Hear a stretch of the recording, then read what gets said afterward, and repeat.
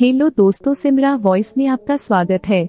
आप लोग वीडियो तो देखते हो लेकिन सब्सक्राइब नहीं करते हो। चैनल को सब्सक्राइब करें, वीडियो को लाइक और शेयर करें। धन्यवाद। खर्चीली सास, मोरल स्टोरी इन हिंदी।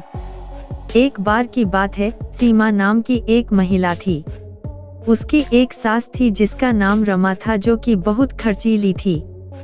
सीमा जहां बचत पर जोर देती थी, वही उसकी सास कोई बचत नहीं करती और बेफजूल खर्च करती थी। एक बार सीमा ने अपनी सास को कुछ पैसे रखने के लिए दिए, जिसको वह अगले दिन बैंक में जमा करवाने वाली थी। उसकी सास उन पैसों से बाजार से अपने लिए कपड़े लेकर आ गई। अगले दिन जब सीमा ने अपनी सास से पैसे मांगे तो सास ने बताया वह तो उसने खर्च कर दिए हैं। उसने सीमा को कहा, बचत करने की कोई जरूरत नहीं है, जिंदगी को अच्छे से जीना चाहिए। सीमा अपनी सास को बेफजूल घर की लाइट जलाने से मना करती थी, जो कि उसकी सास को बिल्कुल पसंद नहीं था। वह इन बातों पर अपनी बहू सीमा को डांट देती थी। इसके बाद सीमा ने भी निर्णय कर लिया कि वह अपनी सास को रोकेगी नहीं। सीमा ने इसके बाद अपनी सास के कमरे का बल्ब लाकर बदल दिया। सास के पूछने पर सीमा ने कहा कि अब वह जितना चाहे उतनी लाइट जला सकती है। एक दिन सीमा की सास को पकोड़े खाने की इच्छा हुई। उसने सीमा को पैसे देकर कहा कि जाकर राजू हलवाई की दुकान से पकोड़े ले आए। कुछ देर में सीमा अपनी सास को पकोड़े लाकर देती है, जो उसको बहुत पसंद आते हैं।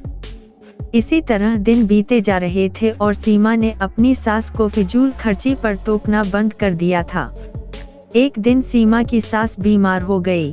उसको जब हॉस्पिटल में भर्ती कराया तो डॉक्टर ने एक बड़ी बीमारी बताकर शहर के हॉस्पिटल में रेफर करने को कहा। जब सीमा के पति ने डॉक्टर से इसका खर्च पूछा तो डॉक्टर ने 2 लाख बताया।